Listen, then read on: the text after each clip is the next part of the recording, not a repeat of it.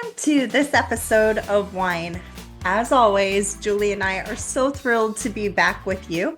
Today's episode, we're doing a really fun one. It's all about empowerment, not just for HR professionals, but anyone who wants a seat at the big kids table.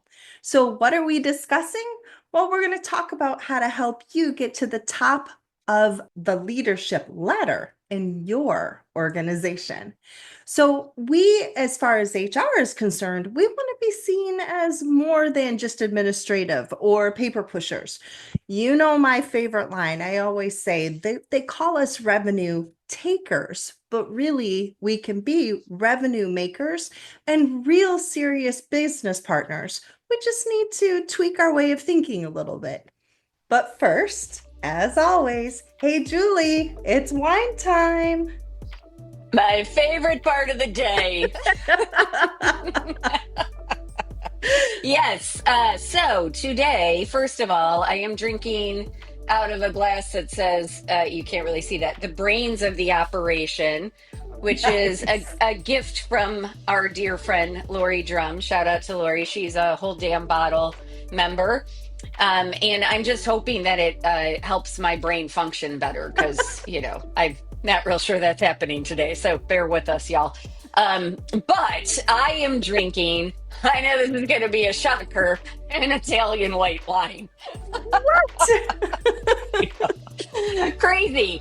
So I am drinking a Franco Serra. It's from Gavi, Italy, and it is agave wine. It is known for producing delicious, dry, and light-bodied white wines made from the Cortese grape or Cortese. I'm not exactly sure how to say that. But it has some of my favorite qualities, which is why I wanted to try it. I don't know that I've tried this particular brand before, but one of my favorite Italian restaurants in Lakewood, Molto Bene, which how much fun is that to say? Molto Bene. That is where I first discovered the Gavi wine. So it has notes of pear, apple, green apple specifically, a little bit of citrus, some lemon, and then my favorites, the minerals, the slate and the stone. And those are very prominent in this particular bottle of wine. So I am really enjoying it so far. Again, it would definitely be something that would go really well with fish, vegetarian dishes, pasta. Yeah, More so definitely. the pasta with like the light sauces, maybe like the garlic and oil, or like those other types of, maybe not a heavy tomato sauce, but definitely loving it so far. So one more thing before I turn it over to you, Trish. I want to give a shout out. I gave a shout out on LinkedIn, but I want to give a shout out to Lauren Rudman. She is the president of the board of HR Leadership Group of Northeast Ohio. But I went to an event of theirs on Thursday, and she's a wine fan. Oh, So no way. So fun. yeah. So we took a picture together, and I was joking about how, I ran into a fan in the wild, and that's so much fun. So I wanted to give her a shout out on the show as well.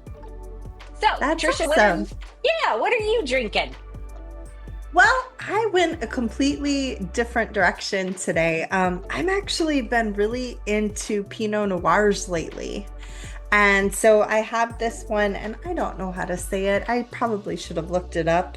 Erath, Erath or Erath, maybe. It is a Pinot from Oregon. So I'm super, super excited about it. It says this soft and approachable Oregon Pinot Noir appeals to red and white lovers alike. Then it says crafted to highlight Pinot's best characteristics, enjoy it on its own, or discover how well it pairs with food. So let's discover, shall we?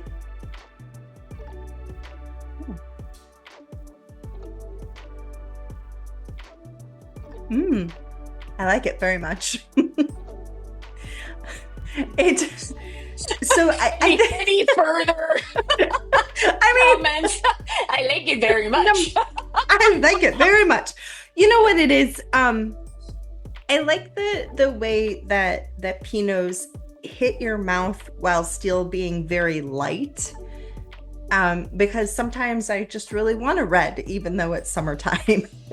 And with the Pinots, that kind of lightness that they're kind of, I guess, is one of their big characteristics. But yet it's still, you still can really feel it in your mouth. So it's lovely. I've got to, I need to think about the flavors a little bit more before I comment on the flavors. So we'll kind of circle back to that, I guess, at the end of the episode. Good idea. Good idea. Um, okay, so now that we have done the WINE, we're going to move on to the WHINE. Hopefully, everybody's feeling a little bit more relaxed because they've had a couple sips of whatever beverage you are enjoying. Hopefully, you're enjoying some wine with us. So let's get into it. So this is a topic near and dear to our hearts. And we mentioned that we were going to be doing this several episodes back because when we were talking about becoming a strategic partner, and some of the things that are trends for HR.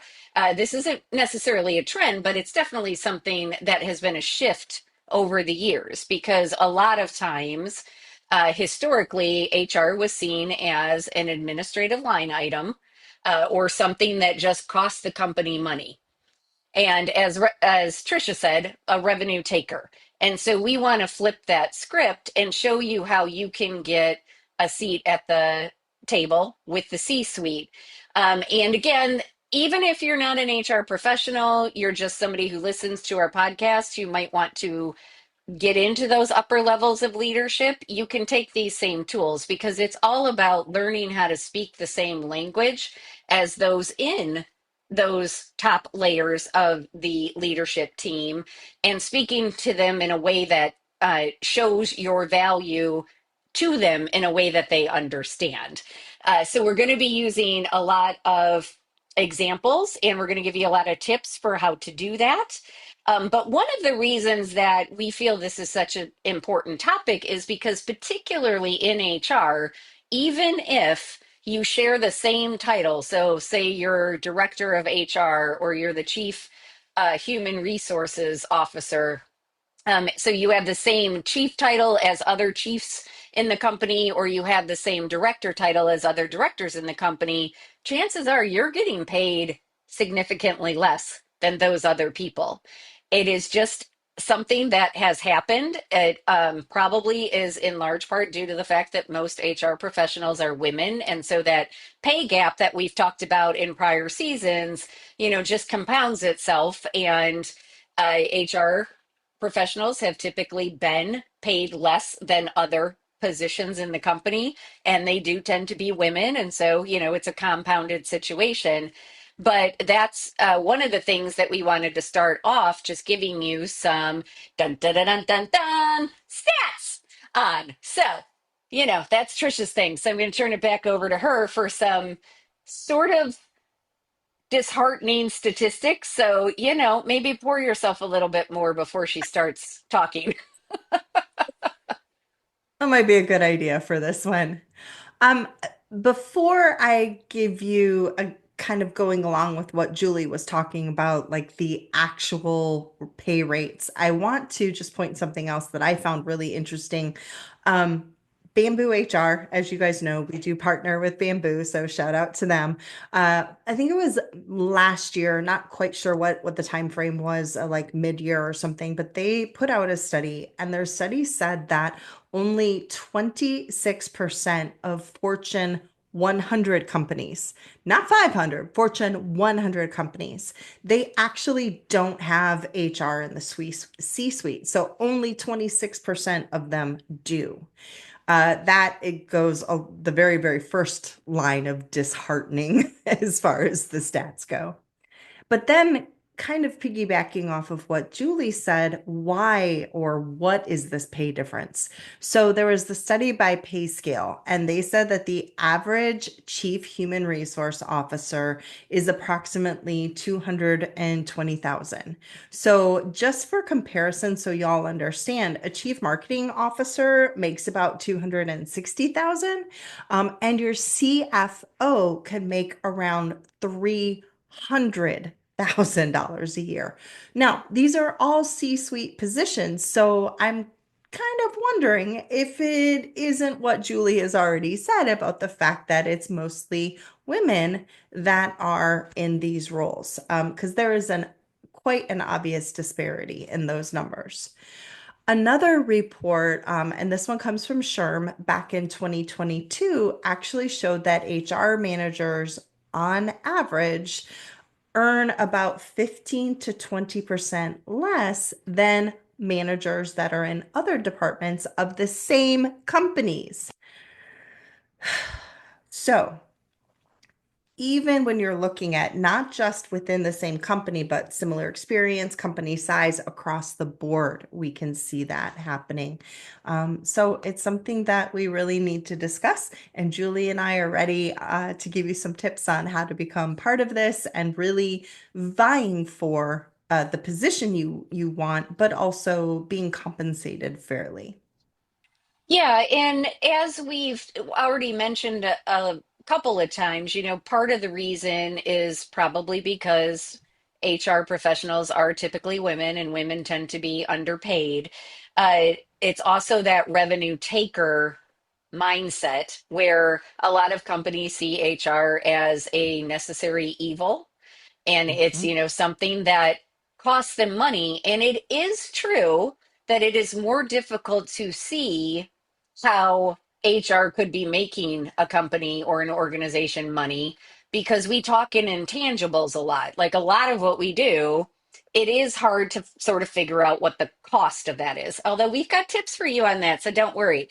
But that is part of the struggle, because a chief of marketing can give reports about, hey, we spent this much on marketing, but we got this much business. So there's the correlation, right? Or your CFO can show how they saved a bunch of money because they're all figures. They're doing all the math, and that's what they do. So they're good at showing that. Or your salespeople can show how much they brought in sales. It's all very objective and it's all very numbers based, so it's easy to show. HR, it's not that easy. One of the things we talk about a lot is one of HR's primary tasks is risk management. So if you avoid one lawsuit, that's a huge savings to an organization, but it's hard to prove that you avoided a lawsuit, right? Because if the person never sues, it's hard to say that they would have ever sued, even if you know that they probably would have, right? But so it is a little bit harder to figure out how to track those metrics and how to show that data. But again, that's a large part of what we're going to be talking about today, because we want to make sure that you can demonstrate the value that you are bringing to the organization in a way that the C suite can understand, so they recognize that you really are a valued partner and you are a revenue maker. So, Trisha, what would be one strategy that you think is important for HR professionals or anybody who is looking to, go climb the leadership ladder, to start thinking about differently? I think I would say so. HR has its own language, and it's something that we learn, I think, very early. And we have I'd say, a problem moving beyond that language once we've learned it. And so when you go into the C-suite and you are, first of all, probably sugarcoating everything and you're trying to present it in the best light possible, you're not really doing yourself any favor. So I would say translating your work into something, as Julie already mentioned, quantifiable. And that really does mean learning how to speak so that you are showing them the value of what you did.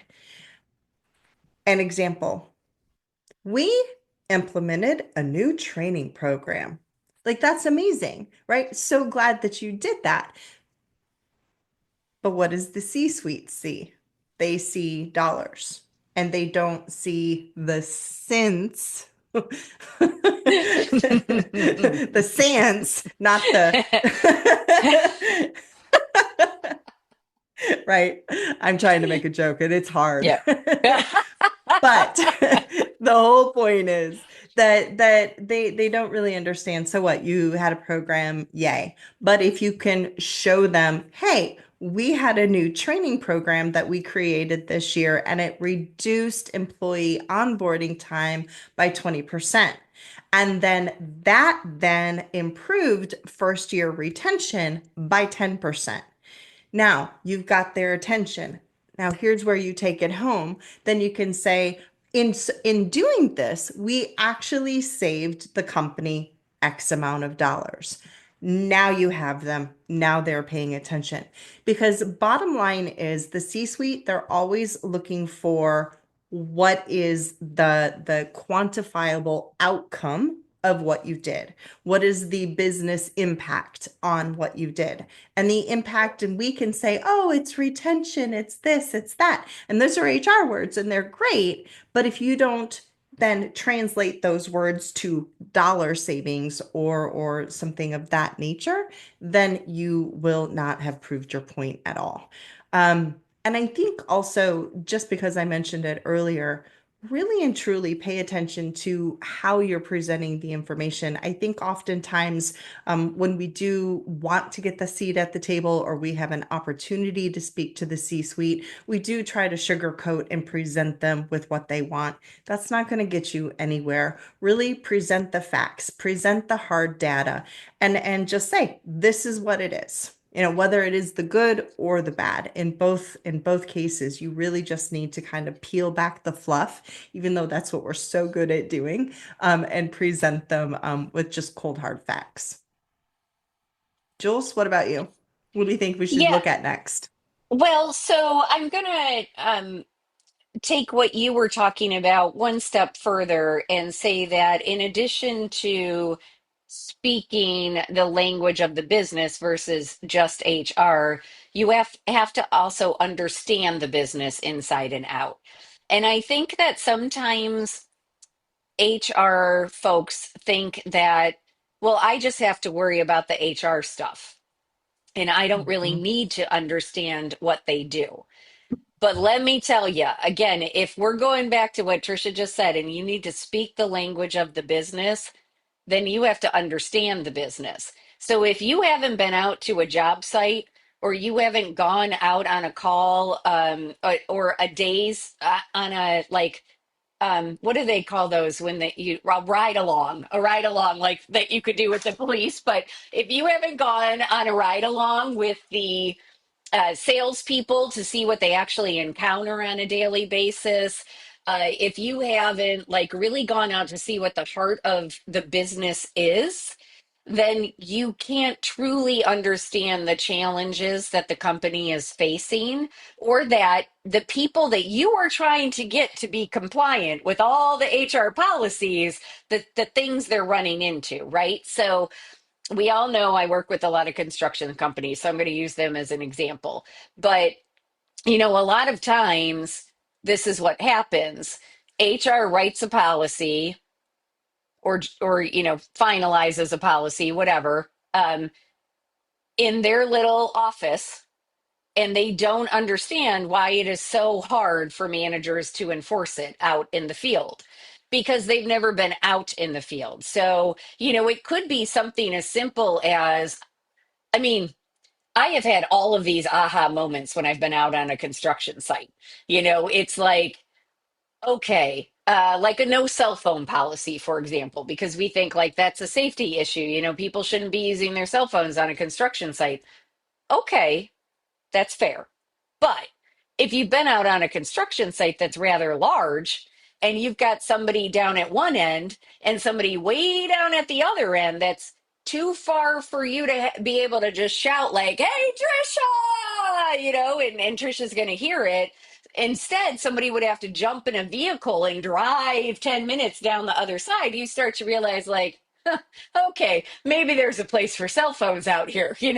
Or again, if there was a really bad accident, you don't want somebody to have to wait 20 minutes for somebody to drive down to the nearest phone to be able to call 911. So I think like sometimes getting out of the office and seeing what the people who are actually doing the thing that the business exists for, what they do day in and day out can really help HR start problem solving.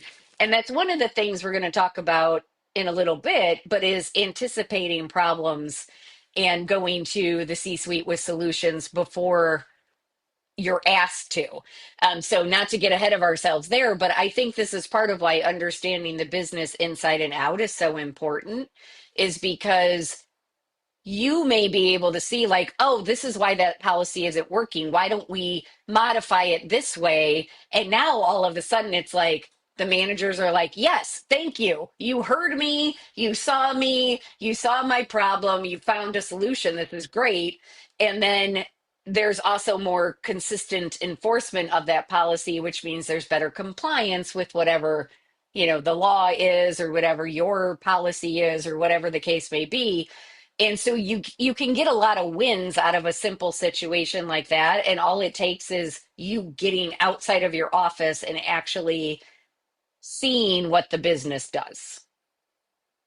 I actually was just listening to a podcast, and one of my favorite things that they said went right in line with what you're saying right now.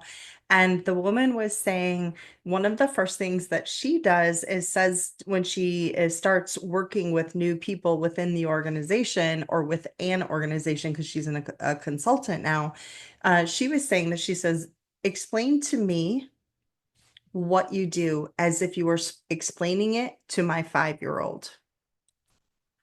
And I thought that was so brilliant because going back to what you were just saying, how can we really truly be making policies? How can we be making plans? How can we do all of these changes if we don't understand the end user or what it is that they really need from us? Because in my mind, I look at your job description and I think, okay, this is what they need. But in reality, once I really speak with you and you explain to me what you do, that is not the case whatsoever. And so I can really be able to design policies or speak on your behalf to the C-suite in a way, if I'm not dealing with the C-suite already, in a way that actually makes sense. So I thought that kind of went with what you were saying as well. Yeah, and just one more note on that. When I was practicing law, I did a lot of OSHA and workplace safety stuff. So, I um, often got called out after bad accidents, or also just after OSHA had been on site. And one of the things that I would always say is, can I just come observe for a day? And oftentimes I wouldn't charge the client for that because it was me trying to learn better and better understand what they were doing, because then I could better argue on their behalf or advocate on their behalf. Um, and if we needed to make changes, I could better figure out what those changes needed to be because I actually understood the process. And that was always received very well by the clients when I would say, hey, can I just come watch you for a day? Like I'm not going to charge you for it, but I just kind of want to see what's going on. And I think that same thing could be said with HR. It can go a long way towards building those relationships, which I know is another thing we're going to talk about.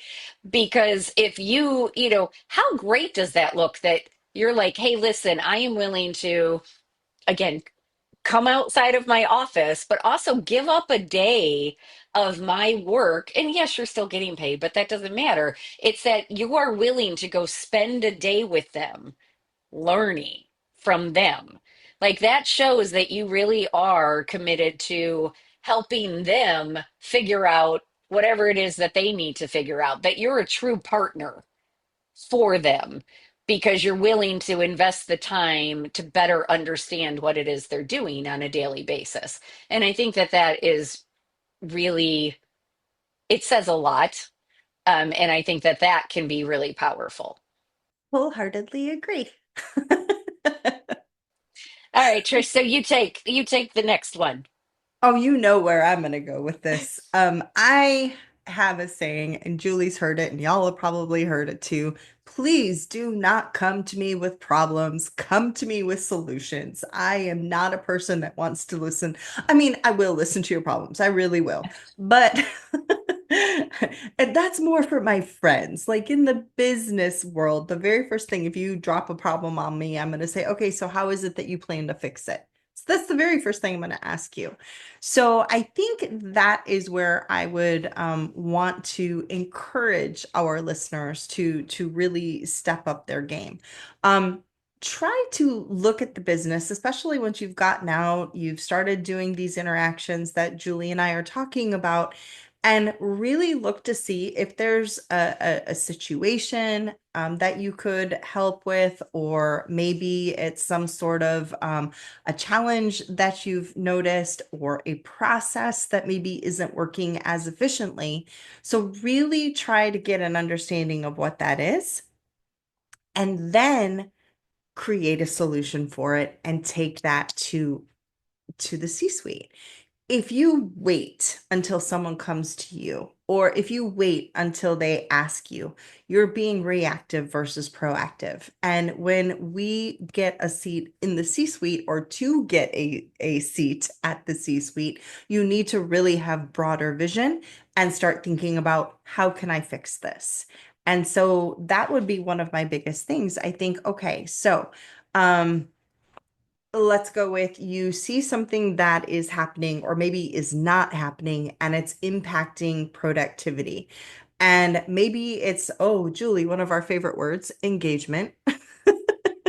Maybe it's that your employees just are very disengaged, and y'all have heard, and if you haven't, go back and listen to our prior episodes, because disengagement costs, it's not even millions, right, Jules? It's billions, if I remember correctly. Billions of dollars to the US economy each year. So if you notice that your employees are disengaged, then try to think of some different strategies of how you can address this and be a partner in showing the outcomes that could possibly come from that to the C-suite. Again, you don't go to them and say something like, "Oh, people are disengaged, and that's going to be a problem." And so, like, go to them, let them know that, hey, this is the issue. My solution is this. And if we do implement this solution, here's the increase or the cost savings, or maybe it's not even cost savings. Maybe it's just an increase in revenue that I see from this. And they will listen to you, because again, you're not saying, here's just another initiative I want to try. It's, here's the problem. This is what it's costing us. Here's what I want to do. This is how it's going to either save us money or make us money. Boom, they are with you. So that's one of my favorites. I think that's so important. And I know that a lot of times those of us who end up in HR because we hate data and we hate numbers and we are scared of it, we don't like to keep track of things, but numbers can be really powerful. And again, it goes back to that speaking the language of the leadership, and that's what they look at most of the time is numbers. So if you want to get in the game, you got to know what your numbers are, and you can't be afraid of them, and everything's a starting point. So that's the other thing to remember. Like if you just start tracking them now, and it turns out that your turnover rates are abysmal, okay, well, you got nowhere to go but up. You know, like imagine how much progress you could make over the course of a year if you really start like putting some, muscle behind that and some energy behind that. So don't be afraid of the numbers, I guess is where I'm trying to go. And also, you can be strategic about it. So one of the examples that came to my mind, Trisha, when you were talking is, in past episodes we've talked about the challenge that we have in aligning HR's vision of a good hire and the manager's version of a good hire, right? And Yes. so, one of the things that came to mind with, it's data driven in its own way, but is to get to the bottom of that problem is to go to a manager and say, okay, tell me who your rock stars are in this role that you need to hire for. And if they tell you, okay, so it's these three people, then you go and interview those three people and figure out what are the traits they have in common. What is like, is it experience level? Is it a certain type of personality trait? Is it a certain whatever? And then if you can aggregate that data and you can sort of pull that together to say, hey, you know what? We have put together a profile of your ideal candidate. And here's the interview questions that you should be asking to find people who are just like those people that you told us are the rock stars. Like, how helpful would that be? Right? I love that so much. I have a question. Would you ask, just because I'm curious, would you ask the manager at any point what or she thinks those people have in common to see if like what they think they have in common is actually what you find, just for, I don't want to Yeah, say for for comps, right? I almost said for kicks, but comps is what I was looking at because obviously, can you tell I have houses on the brain? But I think of it like, are they actually stating what they value versus what you're finding to be the actual characteristics? Do you think that would be helpful at all? I do think it would be helpful because it would at least provide some insight into the Yeah, manager's frame of mind. And then also, if there is like a disconnect there, that could be interesting. Then you yeah, just may want to frame the information you're providing a little bit differently. Like, hey, you said right. it's these, this is what you think they all have in common. We think these questions are what get at that. That Yeah. would, are your best chance of figuring out if a candidate has those same qualities. I feel like it would also, and this completely goes totally off topic, but don't you think it would also show potential biases as well if what they think they are observing is something that is completely unrelated to what you're finding? And I don't know, that could be very interesting. That might be a future episode. Yeah, we haven't talked about bias in a while, and it sure does have a way of creeping in everywhere. So, Yeah. I mean, we've talked about it with AI. We've mentioned that quite a bit. Right. But yes, like just, how we can. So yeah, I think that could be very interesting for sure. For sure. Okay, back to today. Sorry. Yes, yes. No, no worries. Okay, I think it's my turn, right? Yes. Okay. So I would say that the next tip I want to focus on is connecting HR initiatives directly to the organization's strategic goals. We have talked about this before. We do training on this. And so, first and foremost, you have to know what the organization's top 3 to 5 strategic goals are. Sometimes HR is not included in those conversations. So if you don't know what they are, ask. And if they tell you they Ask. don't, yes, ask. And if for some reason they tell you they don't think it's important for you to know, this is where you stand up for yourself and say, no, because we want to make sure that the things that HR is doing are supporting the attainment of those goals. And then I think it would be really hard for them to say, okay, we're still not going to share that information. But once you know what those goals are, then you want to develop a plan for HR to support those goals. So, for example, if one of the goals is we want to increase our revenue by X percentage, then perhaps one of HR's goals is to reduce turnover by X percentage because that will increase revenue. So you can come up with HR's goals that will support those larger organizational goals. And then the other most important part, which I know is one of our other things. So these all go together, but is to let people know that you are actively pursuing those goals that are supporting that strategic plan. Because then you are, again, demonstrating that you are a partner and not just a revenue taker, but you are actively trying to come up with ways that you can support those strategic goals and get the organization to where it wants to be.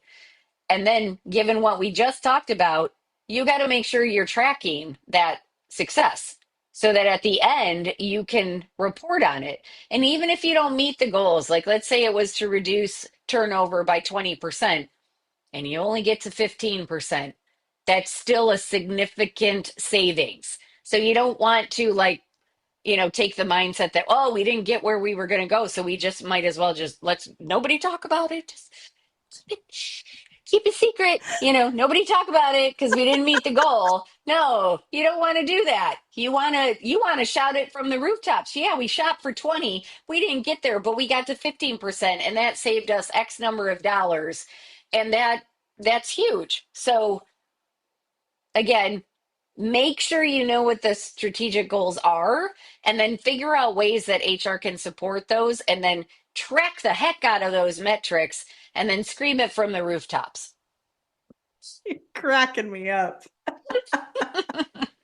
Well, and something that's I was, you know me, I love my podcasts. I was listening to another podcast, and this woman, her advice to people was, well, just simply invite yourself to the meeting.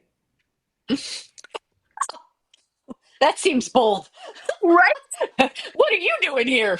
Right.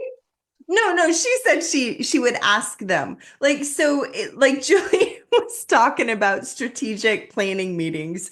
If you know that there is a strategic planning meeting, instead of just saying to them, "Hey, what are the company's goals?" After that meeting, ask them for a seat at the table. Say to them, "Listen, I would like to be a part of that meeting. I understand that my presence there may not, you can even say it may not seem valuable, but it will help me better align our goals to yours. So if you're looking to save money, if you're looking to make money, if you're looking to grow, if you're looking to do whatever, by being just a part of that meeting, even if it isn't a speaking part, it will better allow me." And then you do all of these things that Julie and I have been talking about. And then once you start to be able to present the data and show the savings and really show what a partner you've become, all of a sudden that seat, I don't want to say is going to magically appear, but it is like magic, but you have made it happen by everything that you've done. And bottom line, Julie and I talk about it all the time, relationships, relationships, relationships, relationships. They are incredibly important. Every single step that Julie and I have mentioned to you, all centered around having a relationship or speaking to people or asking questions or being involved. So make sure that you have strong relationships. And again, it could be simply by asking them questions. It could be like Julie said, "Hey, may I come out and observe your department or your particular project that you're on?" But building those relationships will truly ultimately, as Julie's already mentioned, and I've said, and we both said it in different ways, but it will allow you to better understand what you are needed for, and how you can address those challenges. And other than that, just having a relationship with people, when someone does have a challenge, they're going to feel more comfortable talking to you. If you're there, if you're putting yourself into their daily, getting out of your office, then when they do have a challenge, they might actually think, huh, HR has been helpful before. Maybe they could be helpful again, which I know sounds like we're living in an alternate universe because no one says that about HR right now. But you know what? They do to us. And it is because we have strong relationships and we do present the data, and that creates trust. Yep. Well, and on that note, one of the things that I wanted to point out is because I've run into this a lot, I think that it can happen, and this certainly happened to me as a lawyer. A large part of our role in HR is to be an advisor to the organization. So, we're there to mitigate risk and also advise them on the best course of action. But it can be really easy to fall into a position of being the department of no, being the one who says, you know what, it's too risky, don't do it, don't, no, no, we can't. The law says this, the whatever. And I'm not suggesting you break the law, but I have found that it is more helpful if you say, okay, I hear you. Here's my concern with that because the law says X, Y, and Z. I don't have a solution right now, but let me think about it. Let me talk to some people. Let me try to figure out if there's a different way we can approach this where we can remain compliant with the laws, the regulations, whatever it is, but also not make it so difficult for you out in the field. And I think that that is so important because HR does have a reputation for being the department of no, and it's always, well, HR told us we couldn't do it. Yep, It's like, always. right. And then we're sitting there like, it's this little thing called a law. Like, like, I don't know what you want me to tell This you, little but, thing. just, okay. But I think that it really is there is a lot of gray in the law. There's a ton of gray, so I do think that we want to make sure that our goal is always to be helpful within the confines of the law. So if there are ways that we can say yes. So, I've heard that phrase before in other contexts, but look for ways to get to yes versus immediately saying no just because no is easier. So like look for the ways that you can say yes. What could we do? Is there a compromise that still allows us to be fully compliant with the law, but gives us more flexibility where we don't have to be so stringent? Like again, the cell phone policy. Like there's situations, there's a lot of situations where it is very gray and we usually can come up with something. And that is an approach that I have taken from my transition from a lawyer advising clients to an HR consultant, where it's like, okay, one of the first questions I now ask is, well, what do you want to do? And if let's take, for example, it's an employee who's engaged in some sort of misconduct. And it's, so my first question is, well, what do you want to do? Do you want to fire this person? Do you want to keep this person? Do you want to, you know, go somewhere in the middle? But like, what do you want to do? Because then I'll try to support you in getting to that if it is possible. So if they're like, no, you know what, this person's been great and this is the first big screw up that we've had with them. Okay. All right. Well, that could be an extenuating circumstance that allows us to not do, what we've done in the past. Because again, you have to be consistent. So if you've done XYZ in the past, then you've got to have a reason you're not doing XYZ now. But we can try to get there, right? If they say, like, no, this is completely unacceptable, we need to fire them. Okay. Well, then I'm going to frame it in, do we have enough to fire this person? So I think that it's really useful to always remember that you are an advisor, but you also always want to approach it from the lens of how can I be most helpful in this situation? And sometimes that might be talking somebody off a ledge, talking somebody out of doing something that's really not in the best interest of the company. Absolutely, those times are going to be there. But other times it might be getting to where they want to be and finding a way to get there that, again, you're still complying with all the laws and you're still setting the organization up for success, but you're doing it in a way that is less risky than the way that perhaps has been proposed. Well, and Julie, I think the problem is a lot of people think, again, going back to that HR speak, that they're only allowed to do certain things and they want to come across as all knowing. And so they think they have to have that answer right away. And if they don't have that answer right away, then they think they're going to lose credibility. And I think that if people start to think about some of our prior episodes where we've talked about like, hey, embrace your mistakes and embrace things and really learn from different challenges, they will realize that it's actually really okay. How many times have you seen a CFO, COO, CEO, whatever, make a split second decision about something critical when it comes to the company? They don't. And they shouldn't expect you to, and you shouldn't expect yourself to make that decision either. I would so appreciate someone who said, listen, I need to do a little bit of digging, I need to do a little bit of thinking, and I need to be creative. Let me understand, as Julie said, let me understand what it is that you hope to accomplish. Give me an hour or two to rumble this around in my head, maybe to do some research. That way I can come back to you and present our best possible moves forward, or multiple moves or only move, whatever the case may be. But I think that really HR professionals, we get stuck in this mindset that we're supposed to know all the answers and we have to give them an answer like this. And that's not true. I really, really respect and trust people when they say, give me a little time, let me get back to you because I need to wrap my head around it. Amen. And I can speak from personal experience. When I was a baby lawyer, um, I thought I had to have all the answers, and I thought, oh God, if I'm talking to a client and I can't immediately answer, they are going to know that I am green, green, green, green.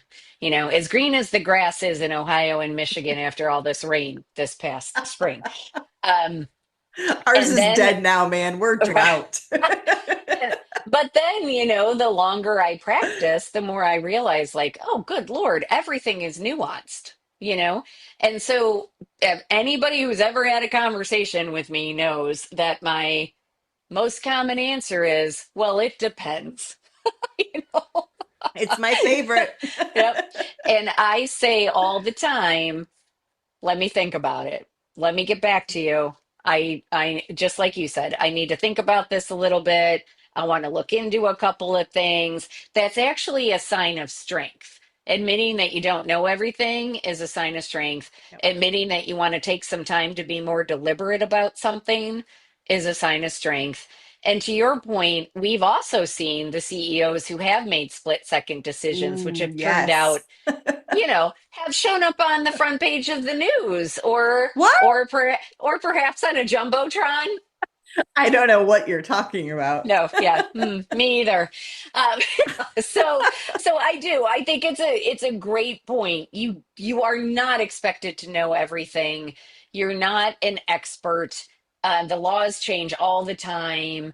Policies change all the time. The industry changes all the time. So it's perfectly legitimate to say, I need a minute to really think this through, but I'll come back to you with some solutions by whatever, tomorrow, the next day. Don't overpromise. But then make sure you follow up and say, you know what? I did. I thought about it. I looked into some things. Here's what I think is the best way to proceed. And then that again garners you that trust and those relationships. You're building all of those by showing, when I say I don't know and I'm going to get back to you, I go figure it out and I get back to you. Yep. Absolutely. Absolutely. There are several of our clients that we work with. I can think of well, at least two specifically are just kind of popping in my head as you're talking, where I've said, ooh, ooh, ooh, I understand what you want to do, but I don't think that's the best call. Let me look into this. And yep, then I had the case law that I could point to. I had the research and everything to back it up. And then say to them, however, if this is the case or this happens in the future, then we can do this or you can do this. Hey, you need to be prepared to deal with that. And so that really allows you to get every aspect. You get the now, you get the future. And so asking for that time. And again, I've never had anyone tell me no or think that I knew less. They were like, oh, thank you so much. Really appreciate you taking the time to help us get this right.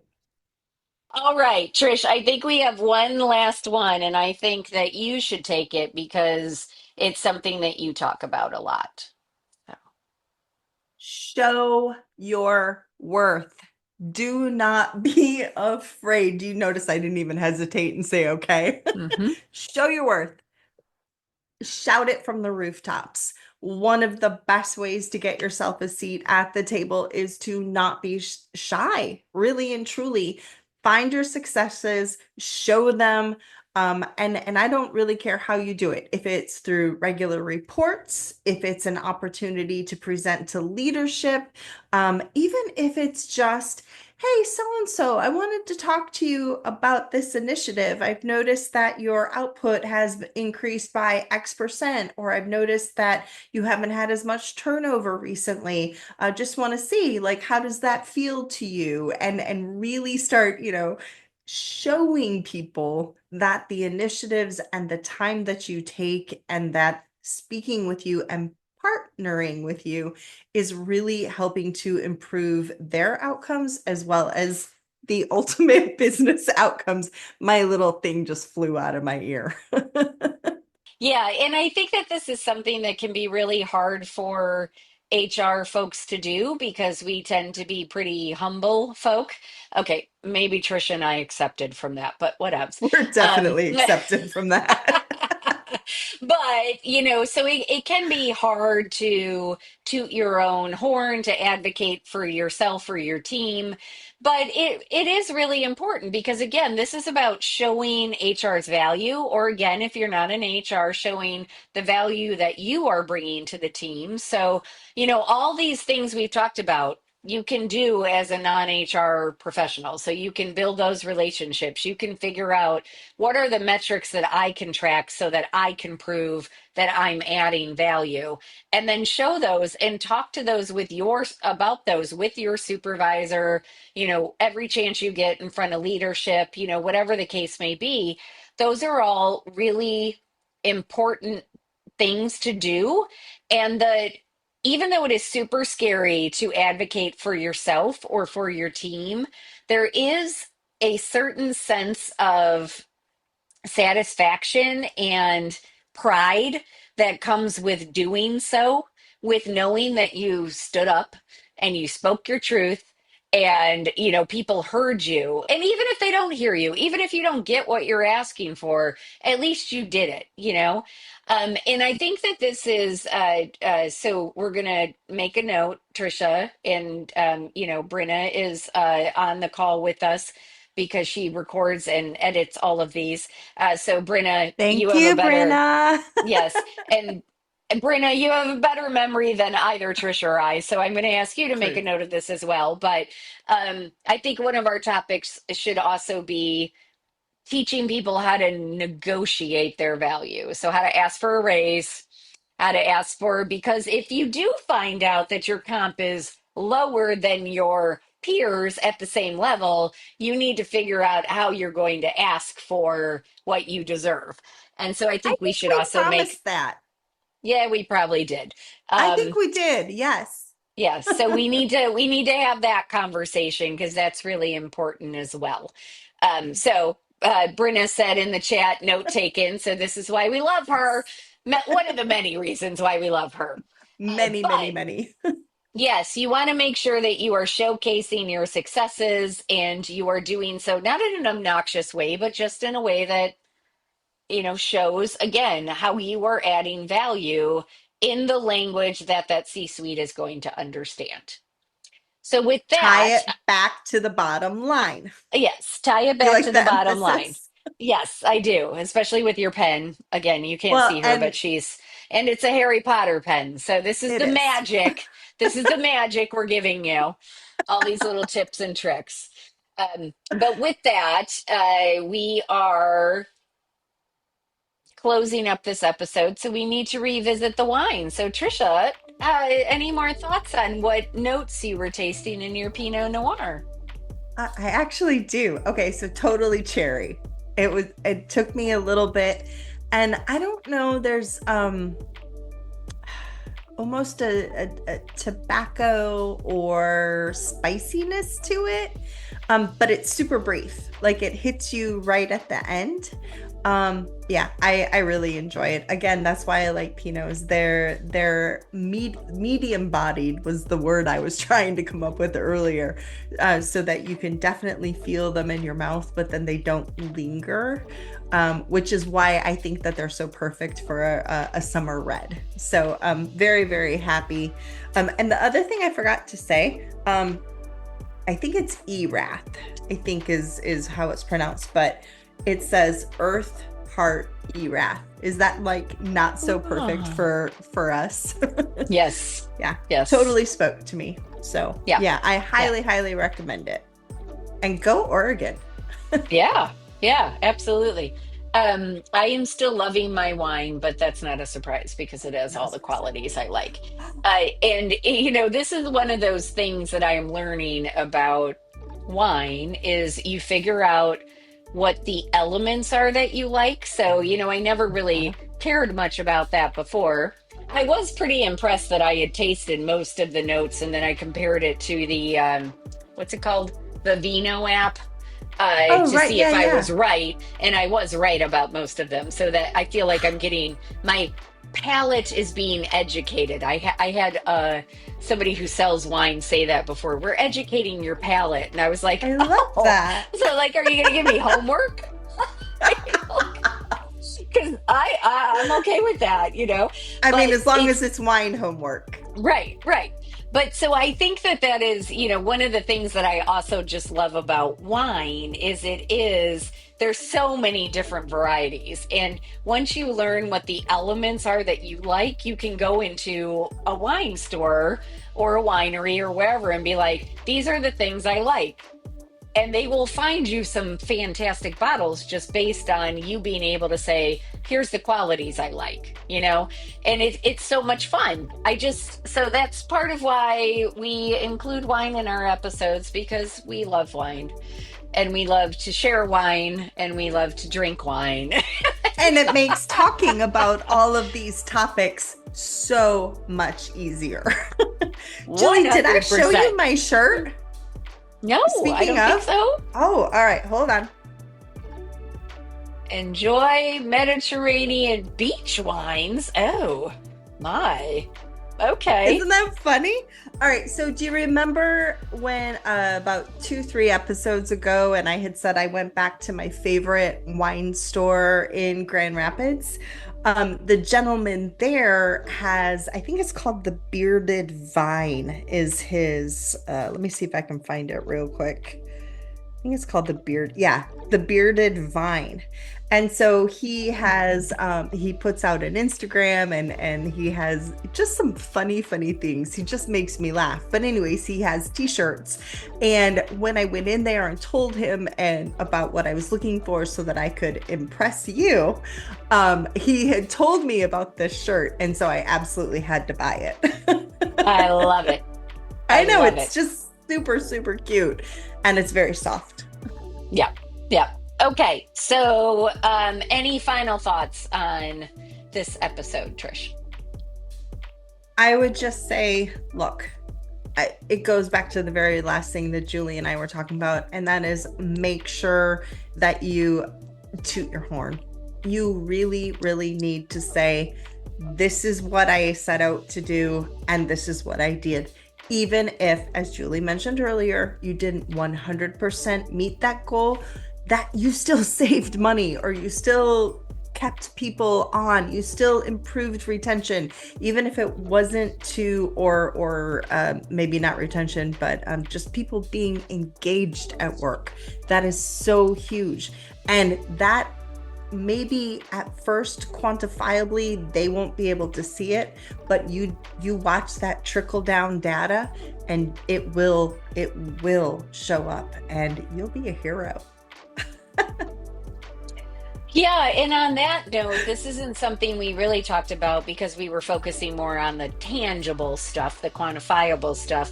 But I do think it can be really helpful to also keep some of that anecdotal information and evidence too, because it is evidence, right?